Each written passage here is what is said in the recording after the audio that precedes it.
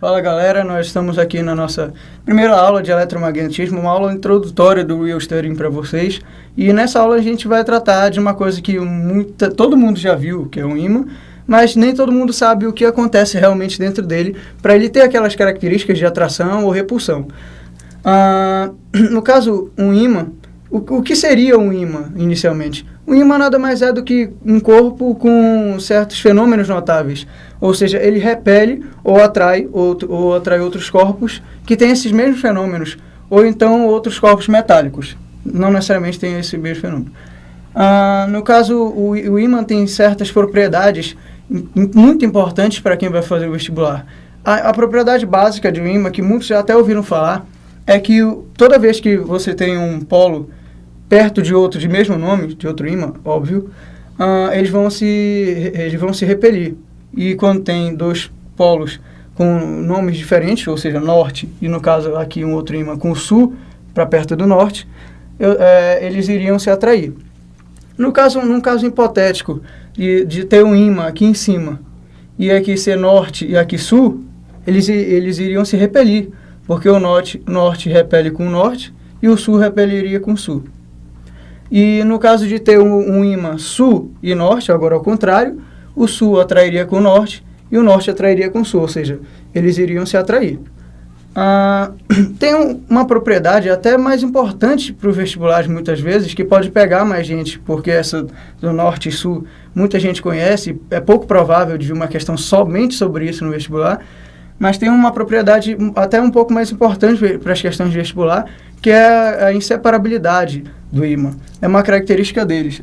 Toda vez que a pessoa parte o ímã, independente de ser na vertical, ou na horizontal ou na vertical, ele vai tender a criar dois polos, se ele já não ficar com dois polos.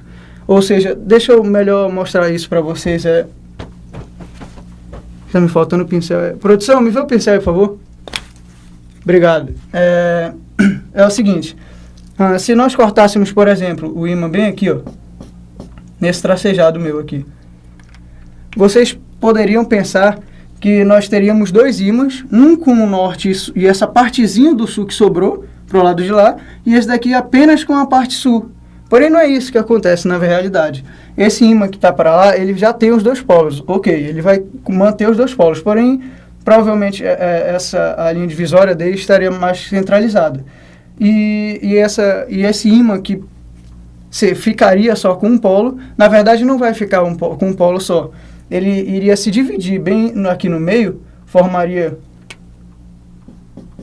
uma divisão, e a parte esquerda de vocês ficaria norte e a parte direita sul. Ou seja, toda vez que a gente corta um ímã, mesmo que não pareça, ele vai voltar a ter a característica dos dois polos. Mas no caso de nós cortarmos, esse aí era o corte na vertical, e no caso de nós cortarmos na horizontal o ímã, o que poderia acontecer? No caso assim, ó, no sentido tracejado, se eu partisse o ímã desse jeito, ele iria criar dois ímãs que já teriam norte e sul, ou seja, não haveria necessidade de criar outros polos, já que já tem os dois.